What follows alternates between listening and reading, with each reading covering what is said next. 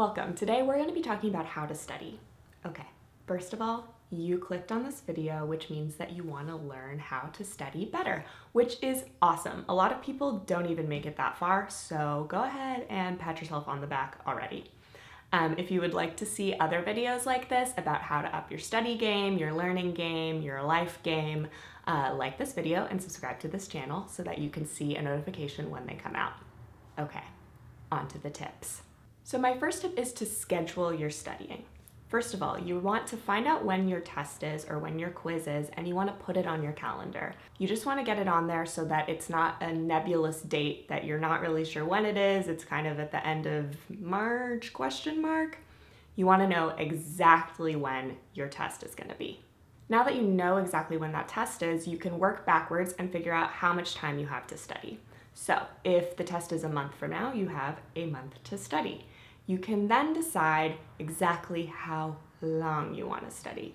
If it's a quiz that you feel pretty comfortable with the material, you know that you need to study a little bit less. If it's a test on something that really freaks you out, then you know that you need to study more. But you get to make an informed decision about how much time you're going to spend on it instead of just seeing how much time you have a week ahead of time, freaking out and cramming. You don't want to do that. As soon as you've decided how much time you have to study, now you're going to time block it on your calendar. You're going to go through your calendar again, or a planner, and put in exactly how much you're going to study. So on Tuesday the 4th, you're going to write down study for 1 hour for chemistry test. Then a few days later, study 1 hour for chemistry test. Even putting it exactly in the day when you're going to study, like from 3 to 4 p.m. This way, you're not just having it as a to-do list item that may or may not get done. You know the exact day, the exact time that it's going to get done. Then, once these time blocks are on your calendar, you're going to want to keep the appointment with yourself. Treat it just like you would going and hanging out with a friend. You're not going to just bail on it and not do it, and you're not going to move it around in your calendar 100 times to different times that you think you'll have more time to study. You're going to do it when you said you were going to do it. Because you want to treat yourself as well as you would treat a friend, for a lot of reasons, but in this case, so that you study well. Okay, speaking of cramming, tip number 2 is don't cram. Please don't do it. It can be really tempting, but honestly, it never pays off. You learn a lot less in the short term, you remember a lot less in the long term, and there are a lot of scientific studies that back this up at this point. It's possible that you could put your body through the nightmare rigmarole of pulling an all-nighter, but really, it doesn't work because of something called the curve of forgetting, which sounds like it should be in Harry Potter. Basically, it's a visual representation of how your brain stores memories. Up at the top of the curve is how much you remember right after you learn something, which is a lot. But the curve goes steeply downwards if you don't review that information. So if you never look over a note that you take in class ever again, it's pretty probable that a few months out, a few years out, you're not going to remember that information. But if you review that information at regular intervals over time, there's a much better chance of you retaining it. Believe me, it may seem like the test you're about to take is the most important thing and the biggest reason why you need to remember all of the US presidents, but you're gonna wanna know that information later. For example, if you're becoming an engineer and you're learning important math concepts, you're gonna need that math for the rest of your life. Don't forget it. And now for a word from our sponsor. This video is brought to you today by Magoosh. Magoosh is online test prep that makes studying for standardized tests accessible, effective, and enjoyable. That's awesome. They teach a lot of different tests, including the SAT, ACT, GRE, GMAT, LSAT, MCAT, TOEFL, IELTS, Praxis, probably ones that I am even forgetting right now. So the next time you have a standardized test to study for, check out Magoosh. You can find out more by going to magoosh.com/YouTube or checking out the link in the description below. Magoosh is the shortest distance between you and an acceptance letter. Tip number 3 is to make a cheat sheet. Note, I am not saying to cheat. Do not cheat. Cheating sucks. Don't be that guy. Okay, now that we have that out of the way, my tip number 3 is to make a cheat sheet. Now, what is a cheat sheet? It's a small piece of paper, a small list of all of the most important information that you're trying to retain. So that's big vocabulary, big formulas, big concepts, the most important figures.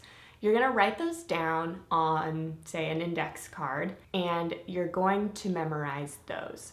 Now, why does this help? So an index card is pretty small. You have to be pretty economical about what you're going to put on it. So this helps you identify the absolute most important information that you need to study.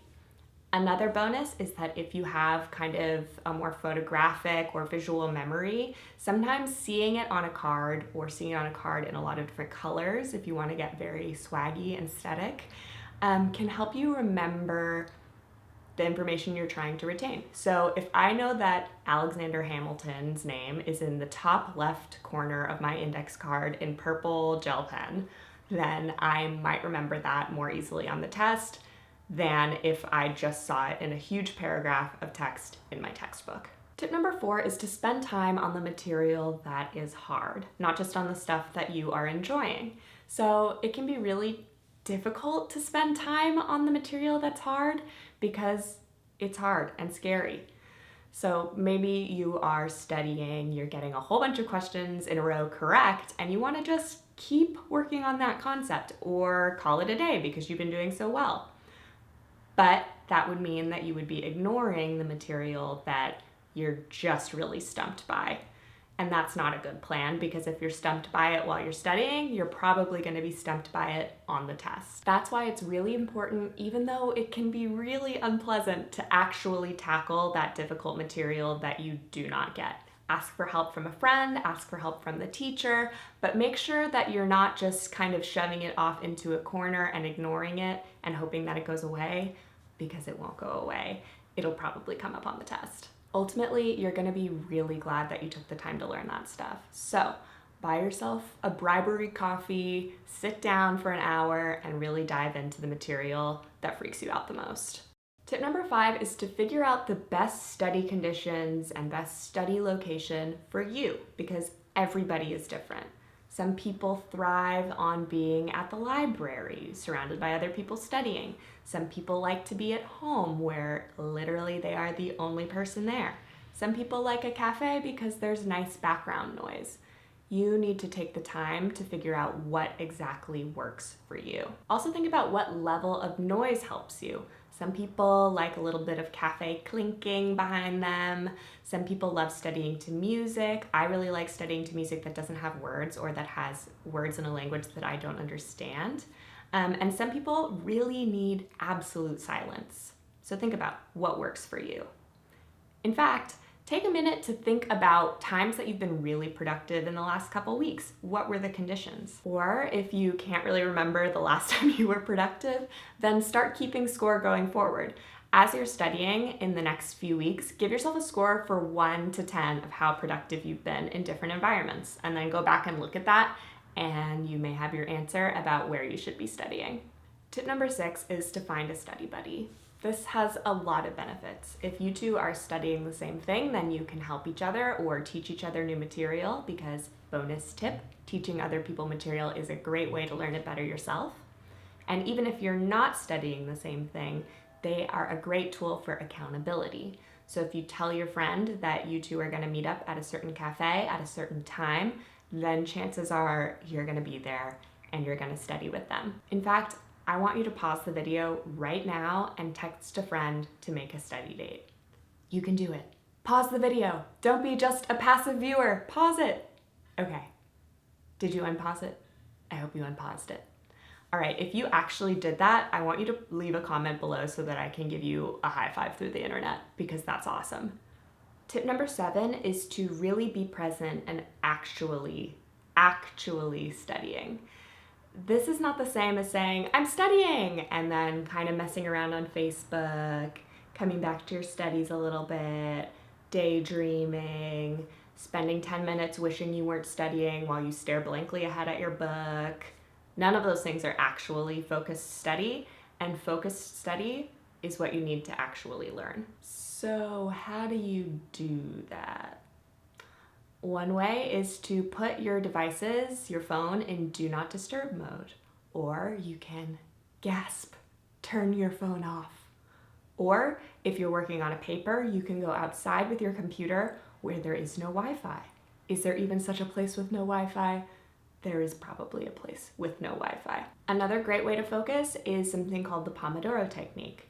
When you have a big chunk of studying that you want to do, it can feel really daunting to be like, I'm going to focus with 100% intensity for a whole hour. So instead you can try the Pomodoro technique, which involves setting a timer for a chunk of time, say 25 minutes, studying with a lot of focus for those 25 minutes, and then taking a 5-minute break. You do this 4 times, and then when you've done 4 Pomodoros, which is what the longer study sessions are called, then you get to take a longer break of maybe 20 minutes, half an hour to really refresh and recharge. Now, kind of in contradiction to the previous tip, I use a Pomodoro app on my phone. I find it really helpful. But if you are a phone addict and you know you can't have your phone with you, you can also very easily do this with a kitchen timer. It's called the Pomodoro technique because it was first done with a kitchen timer shaped like a tomato or a Pomodoro. Tip number 8, the final tip, I'm just gonna call the power of paper. So yes, computers are amazing, tablets are amazing, technology is amazing. But for some reason, sometimes just plain old paper tends to work better for studying. I can read something on a screen 10 times, but if I just write it down, my likelihood of retaining that information is a lot higher. And there are a lot of scientific studies that back this up. For example, the one on the screen right now showed that students in the study required more repetition when they were learning from a computer than when they were learning with just straight up, plain old, cheap paper.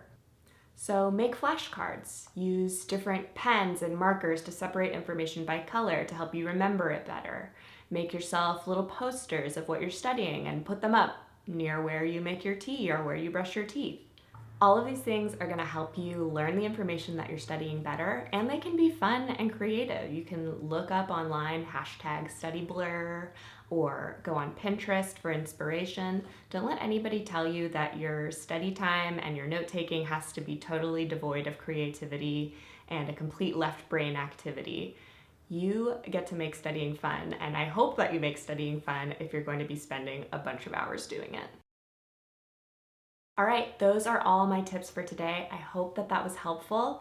And I want you to take a moment before you close this video to leave a comment about which tip you are gonna commit to improve your study game, because watching this video does not count as studying, but you knew that.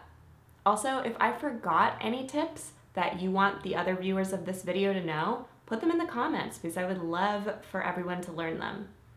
All right, happy studies.